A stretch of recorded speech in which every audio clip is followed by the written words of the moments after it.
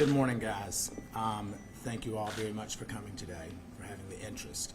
I want to thank first and foremost my Lord and Savior, because that's who got me through it. I want to thank President Trump. I want to thank the administration. I want to thank Alice Johnson. I want to thank every person that has prayed for us, that has stayed in the fight and that fought for the truth to come out. And so I am grateful for it. And as Savannah said, she has fought a long fight. And for any parent to see their child fight this hard, it's a double-edged sword. It's a blessing, and then your heart breaks because your child has been placed in that position to fight for you, when as a parent you're supposed to fight for your children. So I will always be grateful to you from the bottom of my heart. We've had wonderful legal representation, maybe not in the first go-round, but certainly when you picked up. And we're certainly grateful to you, Alex, and to you. This is the better-looking version of our team. So, you know, we're grateful for everything that has happened thus far, and as bad as this experience has been, there's also been a lot of blessings to come from it. I have met some wonderful men. I have listened to some horrific stories about things that have gone on in our system. And whether you believe it or not, because I was you at some point, even though this pardon has happened, I still was convicted of something that I did not do. It could be you. It could be you. It could be any of you. And somewhere in this room, someone has had a family member that has been affected by this system. So I understand the shame that's around it, but I refuse to feed into that, because shame is like a cancer that just spreads, and I have no shame. So I will continue to fight for all of the guys that I dealt with and that I was blessed to be with at FPC Pensacola. I will continue to expose the injustices that go on there and throughout the throughout the Bureau of Prisons. I know that Julie, who is a wonderful, decent, God-fearing woman, and that I am blessed to have been married to and been with for over 30 years now, an excellent mother. She's at home with Chloe right now, and Chloe will not let her go. So we're blessed to have our family back, and we're blessed to be coming back to television, because we do have a much bigger story to tell now than we ever have. So I thank each and every one of you. We're happy to open this up for some questions. Oh, start here. Todd and Savannah, you know, what was the reunion like first night, right? Todd, Julie, and the family. And the second part of that is, Todd, the fans have been really talking about your physical transformation. Yeah, I call it the VOP glow. And so what was the motivation behind that, and how are you going to continue that sort of fitness routine moving forward? Well, I'll actually have more access to better products now that I'm out. You know, I think that I had nothing to do other than to read and to work out. And so I worked out every morning at 10:45 until 12 with my buddies there, and I read, and my walk with Christ became deeper, and I talked to my daughter every day, to Chase, to Grayson, and I was able to email with Julie every day. And so I think that for me, I haven't had the same effects that so many people leaving the prison system have had. So I'm grateful for that. Or maybe it's just all the residual Botox that never wore off. What was the reunion like, though, first night? Yes, I think for me, obviously I went to pick up my dad. And when he walked out, it was just such an overwhelming feeling, because the last time I was there, I was dropping him off and watching him walk away. So I think watching him walk towards me, I was an absolute disaster. And we left there, and it was amazing. And I FaceTimed my friend Margot, who works within the administration, and she goes, "Hold on a second." She was like, "I'm here with the president." And we got to FaceTime the president, and it was a full circle moment. I think that it was, you know, as Savannah said, she and Nick dropped me off there, and then you picked me up. It was, I don't even know that I felt like that it was real at that moment. And I woke up the first morning, and I was looking around, I'm like, this is really real. I'm home. So I was grateful for our family to be all back in the same room, to be together, to share a meal together, to pray together, and to know that we're still in the fight together. Question in the second row. Mr. Chrisley, do you have any remorse for the actions that led to your evasions? Oh, you must be CNN. What? Do I have any remorse? I would have remorse if it was something that I did. Well, your wife did apologize last year in federal court. Well, That's- let me explain to you how that works, if you don't mind. Yeah. You're placed in a position as a defendant to either bow down and kiss the ass of the Department of Justice and accept responsibility for things that you did not do in order to avoid a stronger sentence. And the corruption that went on in our case is going to continue to unfold, and Alex is going to continue to give each and every one of you the evidence that as it comes in. First row. Next question. You haven't seen your wife in so long. Hearing her voice, seeing her, what was that like? It was overwhelming. It was overwhelming. Julie and I have been together for over 30 years, and she is my best friend. We have raised our children together, a grandchild that is now my legal daughter, and we've had all the ups and downs. You know, we've gone through breast cancer together. We've gone through multiple medical procedures with her, and it was great to be home. No matter where that is, as long as she's there, it's home. Got a question up here. Okay, guys. Well, welcome home, Todd. Thank you so You're much. welcome. I know this has been a big journey for you and for you, Savannah.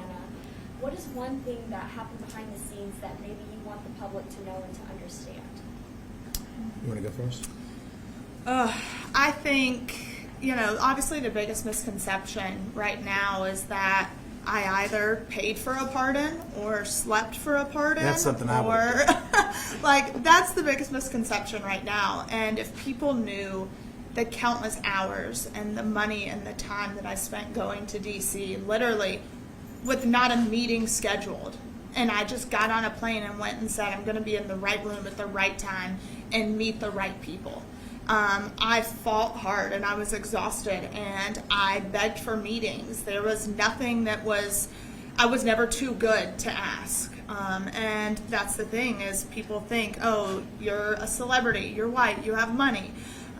That we got an upper hand and we didn't. I had to fight and I was relentless and that's how it happened. Finally, people listened. So for me, that would be something that people just don't quite understand. I think for me, watching it all unfold and listening to what she said that was coming up next and just being consumed with pride while at the same time knowing that this is a long shot because so many people are told no.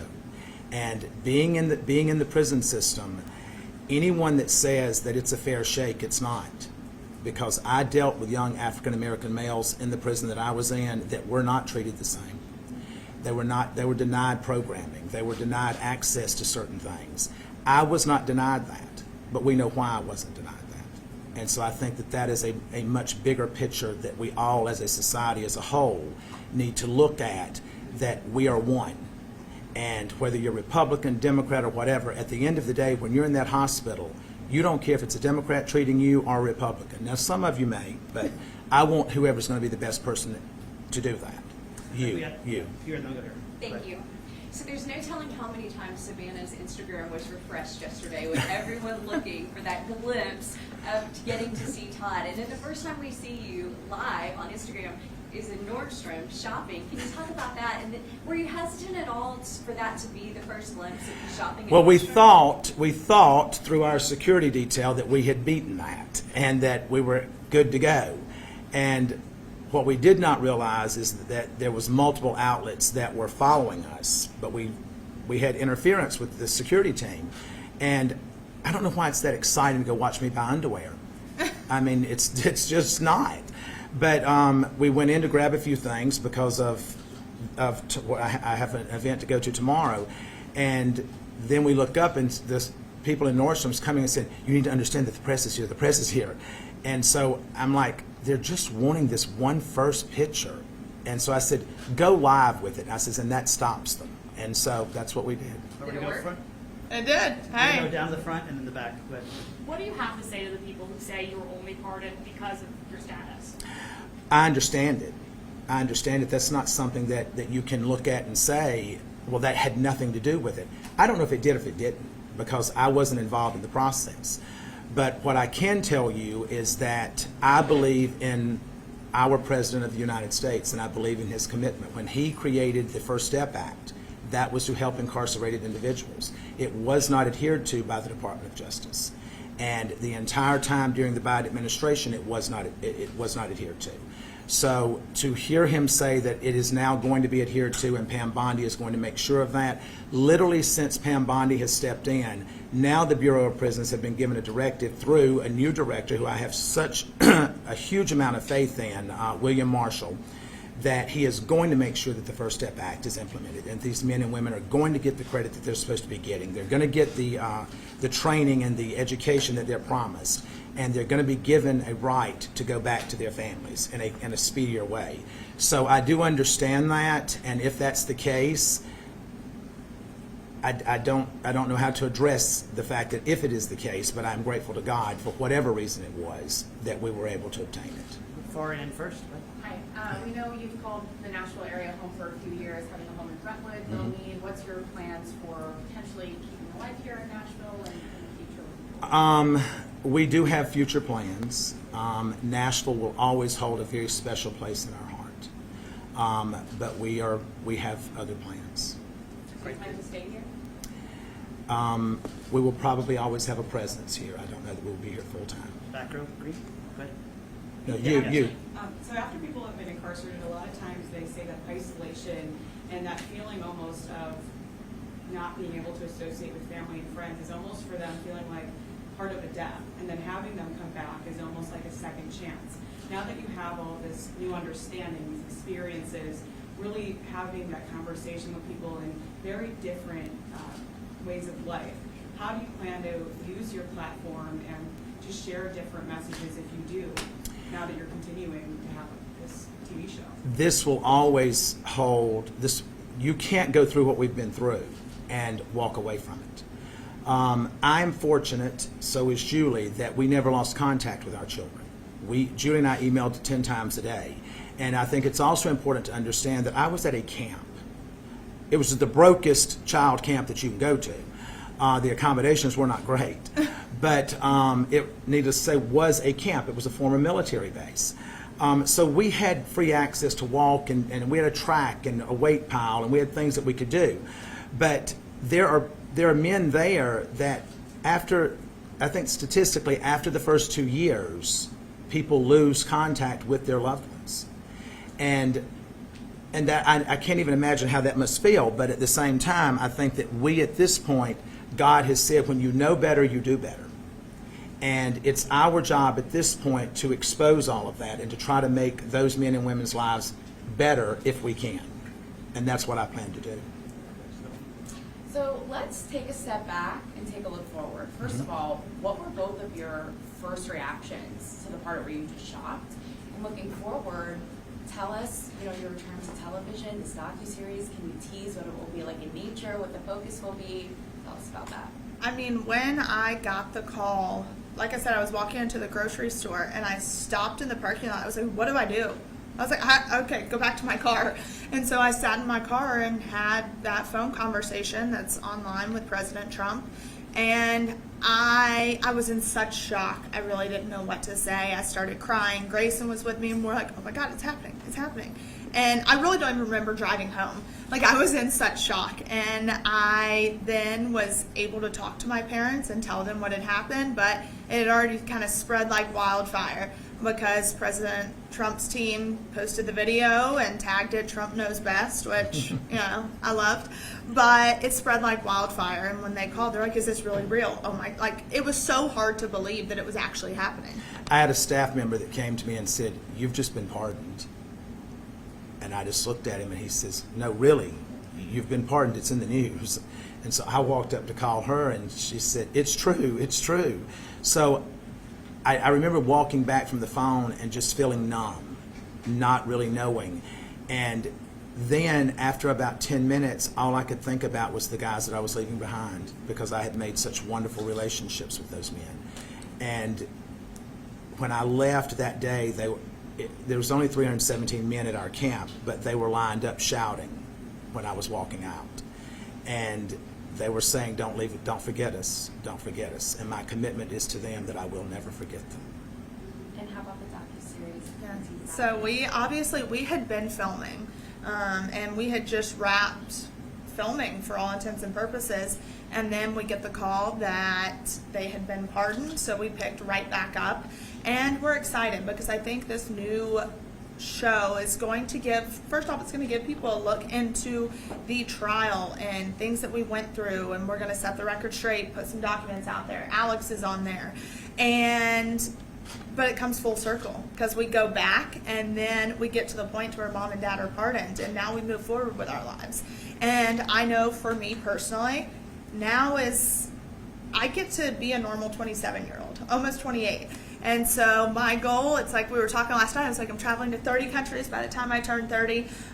But going to DC is going to be, I will be there a lot more because now I hope to work with the Federal Bureau of Prisons and Billy Marshall and help them expose the corruption because he has vowed to hold people accountable if there has been abuse and corruption to occur. So I'm extremely excited for that and to work with some organizations, put bills in front of Congress, especially for women who are incarcerated.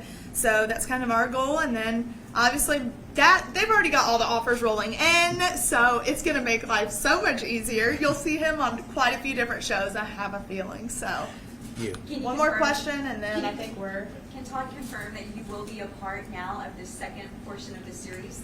We are. Okay. Yep. Yeah, we started filming literally the night that we got home. As soon as we got home. So I think with this new series, you will see the first time he and mom see each other for the first time. Last question. Let her have this question. So I understand you're saying you were wrongfully convicted and that information will come out, but my question is, so, it was under the first Trump administration when the investigation happened and the charges, so how can it be political? Well, if you will look at the individuals that prosecuted this case and that lied to the courts, and that these prosecutors are no longer with the U.S. Attorney's Office. Tommy Krepp left and is now at the FDIC. Annalise Peters, she is now with Meta. You don't go to Meta and give up a career as a prosecutor. That's not what you do. You don't go to the graveyard of the FDIC when you're trying to build a career as a defense attorney. So I also think it's very important to note that it took 7 years to issue a formal indictment. Exactly. So the investigation was going on for almost a decade. And when you look at it, our judge was the youngest African American female appointed by Obama. So she allowed so many things to come into trial with the Fourth Amendment violations, and magistrate judge ruled that all the evidence must be thrown out because it was obtained illegally. So we don't know if stuff was planted. Mark Braddock was involved. He got full immunity from the government. So the whole trial was just messy and tainted. And when the magistrate judge ruled the evidence was not allowed in, the Obama appointed judge said, nope, I don't care. We're allowing it all in. And with an email that said, we need to catch a big fish. And the response was, well, Todd Chrisley is the biggest fish in Atlanta right now. And I think it's also important to note that the Office of Inspector General ruled in our favor in their documents, that in their investigation, that stated, we agree that the Chrisleys were unfairly targeted. We substantiate Due to their celebrity status. Yes, we substantiate the Chrisleys' claims that they were unfairly targeted. So at the end of the day, I will sit and say, as his daughter, I believe in law and order. If I believe that my parents did exactly what they were accused of doing, then yes, you have a consequence. You have for a it. consequence for it. Do I think the consequence should have been 12 years? No, I do not. That's not even a fair sentence if it was true. But I know in my heart of hearts it was not true. I caught these prosecutors in so much misconduct, speaking to the judge, having ex parte communications. And This is in writing. This It not is in hearsay. writing. Alex exposed the emails. So I think at the end of the day, if you want a conviction, then have a clean conviction. And to go back to your question about it being a Trump administration, it was a Biden administration that the OIG issued the report under that said that we were targeted. So, thank you. Right, guys. That's it.